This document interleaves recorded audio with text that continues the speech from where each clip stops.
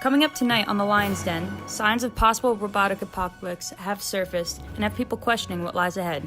Next, get an inside look at the life of a local resident in their recent unemployment. And finally, go behind the scenes of the operation as we peek into a nearby factory. Your daily news from the Den starts right now. Good afternoon, ladies and gentlemen. I'm Rachel, and tonight we're here to talk about what's been lingering through the minds of society these past few months. Lately, there's been a growing fear within the baby boomers and Generation Z of robots taking over the workforce. People claim that artificial intelligence and robots are being created to complete human tasks so spectacularly that they will essentially steal their jobs. This technology is made to emulate intelligence at about the same level as humans, but the precision and repetition that robots provide is said to be unbeatable.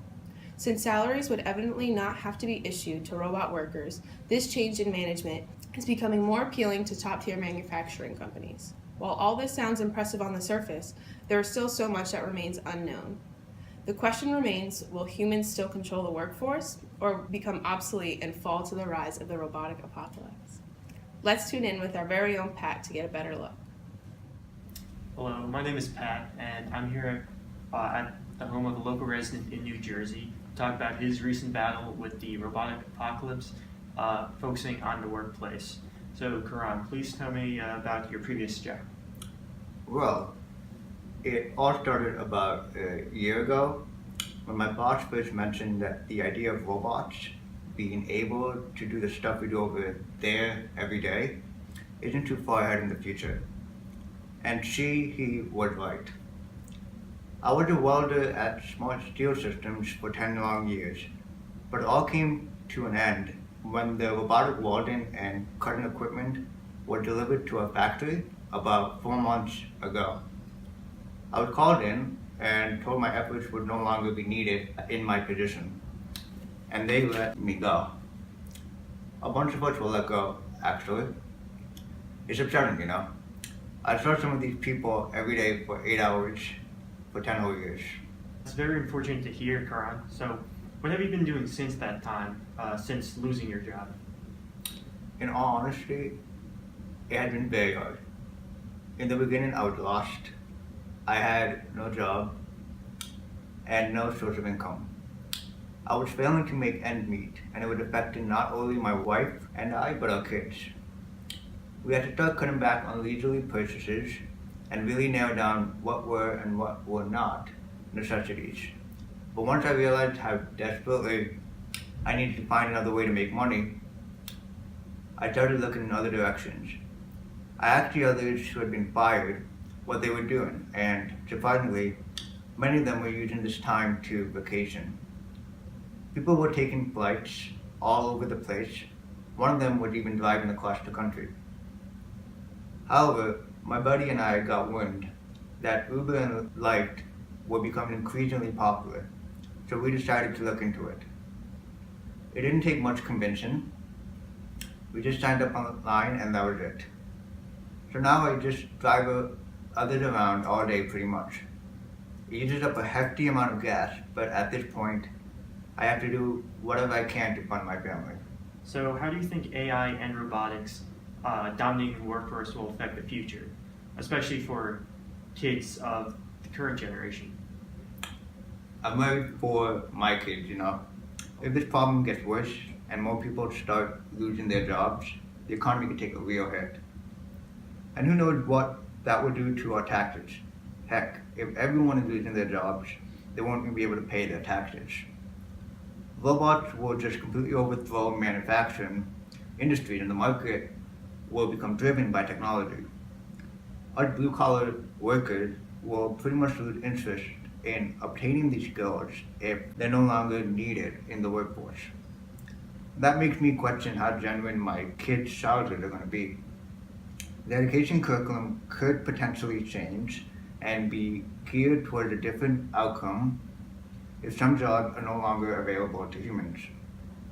I know I will raise my kids to be good, hardworking men and women, but who knows what will happen to kids years from now. They'll be brought up in a completely different society where they have to compete with one another to fill whatever jobs are left. Technology will be involved in their lives in ways we wouldn't even fathom.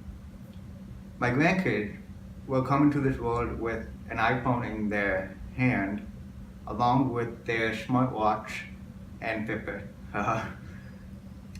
New aspects of life we've never seen or heard of will arise in upcoming generations, and I just don't see a good end in sight if things continue at this rate.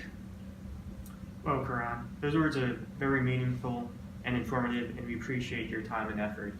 Now we're going to return back to the regular show. Wow, it's crazy to see someone's life change so drastically in such a short time span. We wish you and your family the best, Curran. But as we just saw the dramatic negative effects of the robotic apocalypse, we can't help but wonder what we all have to gain from it. Will anything good come from this? To answer this question, we sent Pat into a local manufacturing company and assessed the changes. And tonight Pat is here again to tell us more about it. Welcome, Pat. How are you doing? I'm great. How about you? Just fine, thanks. So, Pat, go ahead and give us more insight on your recent trip. Where did you go? So last week, you guys sent me down to the TMT factory, and I got first-hand experience and look at all the robots they had there and what we're now calling the robotic apocalypse. When I first got there, I wasn't sure what to expect. I didn't see anything too dramatic, but it was definitely an eye-opener. As I walked through the grounds, there was a lot of production that really caught the attention of my eyes. The entire factory was filled with systematic robots that complete tasks one after another. It's absolutely incredible when you see it firsthand. To put in simpler terms, it's an industrial line of robots rather than an industrial line of workers. One robot completes one task and gets passed on into the next. They not only move around, but they can do everything that's needed. Pat has actually brought some of the footage from that day, so let's play it and get a better look.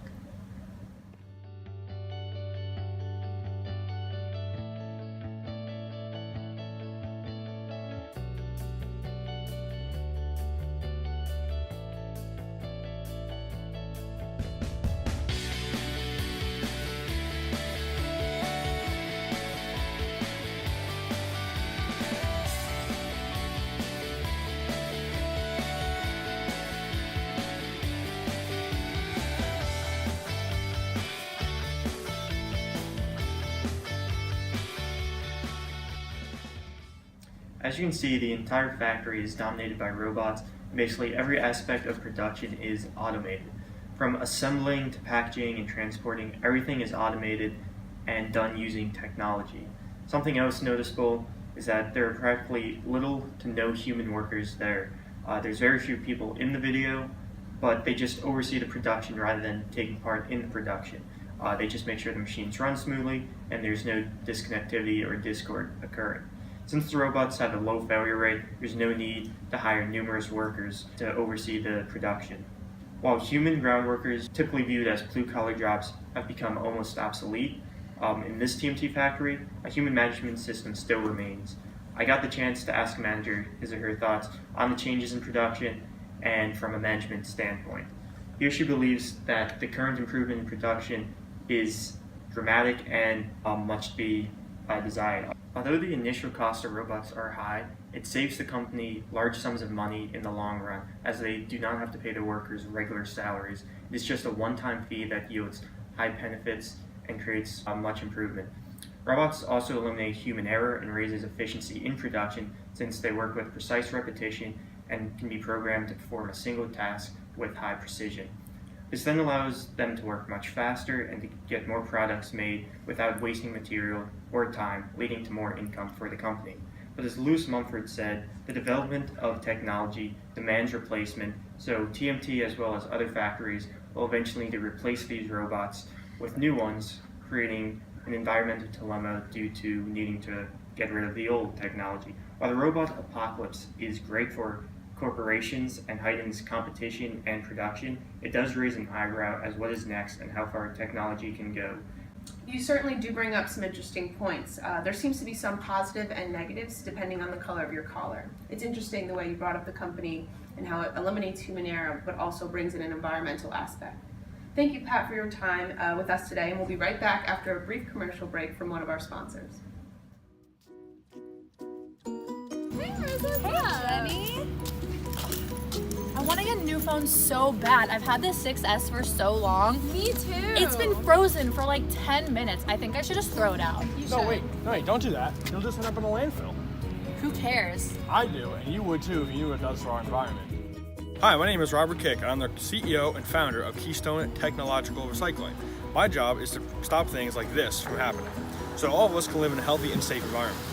Believe it or not, technotrash is currently the most rapidly growing type of waste.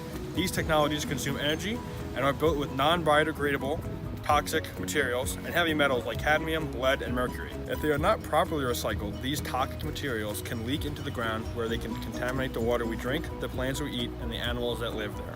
Although technology aids in our everyday lives, its production can cause air, water, heat, and noise pollution that could potentially contribute to global warming.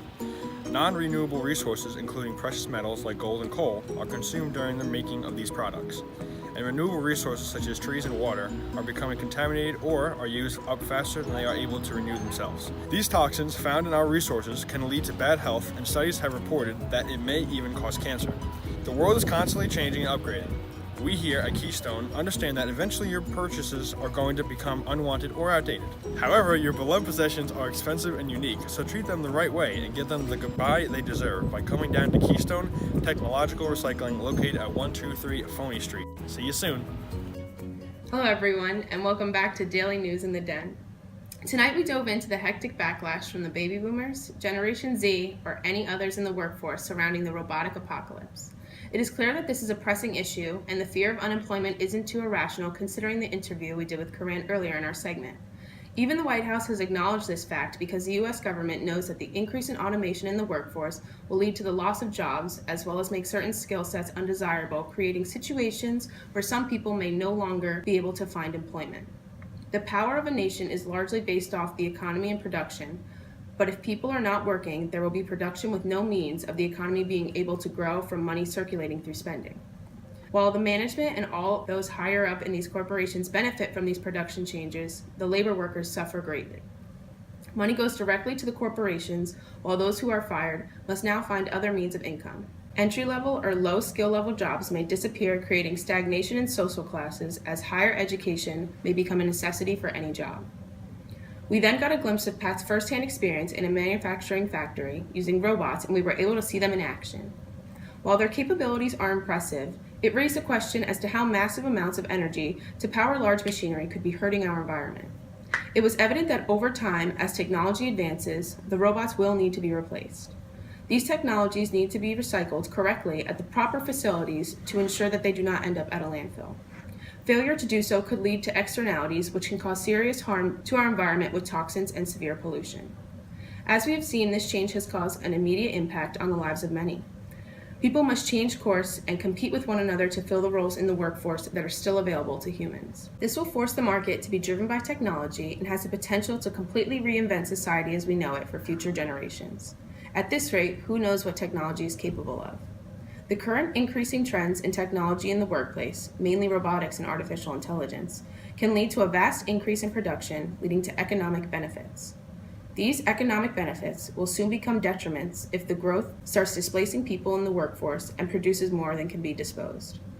This will require the society of the future to not only have to deal with the created externalities, but also cope with the changing workplace. Workers will need to be properly prepared through education with a greater focus on technology, such as the operation of a robot. If not handled properly, any new surge in technological capabilities will cause this cycle to begin again with economic benefits, but the way to cope with it may become more difficult with each cycle. As you go about your day, do not live in fear. However, make sure you do not fall victim to the robotic apocalypse, but beware of technology. We live in a society where nearly everyone has a smartphone, so being familiar with technology is not an issue. In addition, be open to using technology for more than just small tasks, as it may soon be a requirement to get a job. Thank you for watching, and we hope you learned something from this segment. I'm Rachel, and that's all we have for tonight. We'll be back tomorrow for your daily news from the Den. Have a great night.